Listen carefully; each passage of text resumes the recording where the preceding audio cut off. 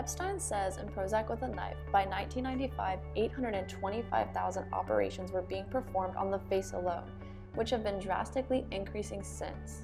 There are 3 purposes I want you to take away from my digital essay: truly setting vanity aside, dismissing socioeconomic class, and the negative impacts of American ideals of beauty in society. Hi everyone, as you all know, my name is Kaitlin, and unlike most of the class who were raised in the suburbs of Northern Virginia, I was raised in the country of Southwest Virginia, where my closest neighbor was the nearest cow. My town is named Franklin County, about 30 minutes away from getting off the Roanoke exit off of I-81. Although I may live in Southwest Virginia, that does not change the fact that the people I went to kindergarten through 12th grade with were awful. Which brings me to my plastic surgery phase. I thought of the term plastic surgery phase when discussing this project with my best friend back home, Katie. Basically what we came up with is the idea of a time throughout middle and high school, especially common for girls, to have a time in their lives where their physical features are teased about to a point where they become insecurities. These insecurities become an issue of thinking less of oneself to the point where if plastic surgery can fix what Mother Nature distorted, then so be it. For me, it was 7th grade where I was teased for the way my nose looked.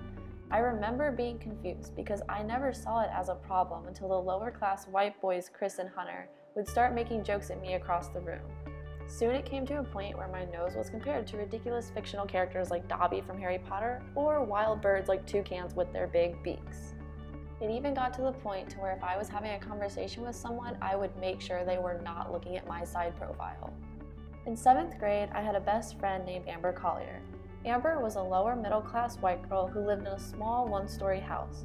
When the comments would become too much for me, I would talk to her about it, partly because she was my best friend, but also because she would be teased for her nose as well. I remember sitting in the swivel chairs next to her family computer, talking about how much the comments we received made us feel less of ourselves. Amber told me if she was given the opportunity, the time, and the money, she would go forth and get a nose job. Me, on the other hand, I disliked my appearance, but I would not actually go through with the nose job even if I thought I should get one. However, our reasoning was far from vanity. In Epstein's Prozac with a Knife, he refers mostly to women wanting plastic surgery because they want to look like a celebrity for the sole purpose of vanity. Even when Epstein states vanity aside, he goes on to say girls from his high school wanted a Becker nose being popular. When he talks about his Jewish friend, he states she was unhappy with the way she looks, not once mentioned the cause of her unhappiness. She could have easily been happy with herself until people start bullying her. Overall, vanity aside, I felt like I was an object that needed to be fixed, that naturally I was distorted. The only thing I was distorted from was society's ideals of an American ideal of beauty.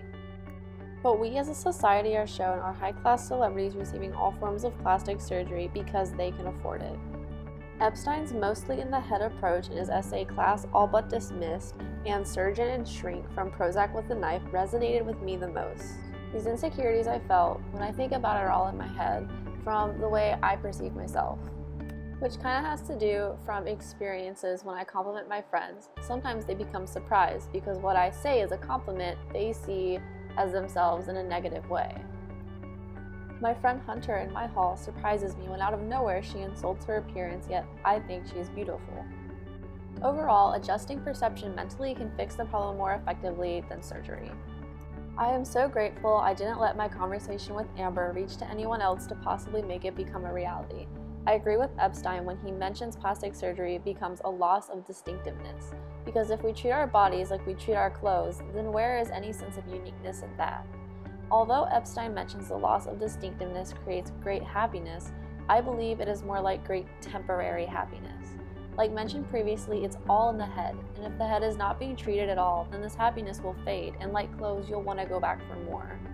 I absolutely love my Mother Nature self today. Everything has made me stronger. I would not be able to live happily with myself if I changed anything about my appearance surgically.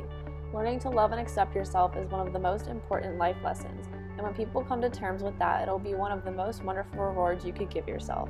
Knowing that I conquered my fear of my biggest insecurities in my mind is the great happiness worth waiting for.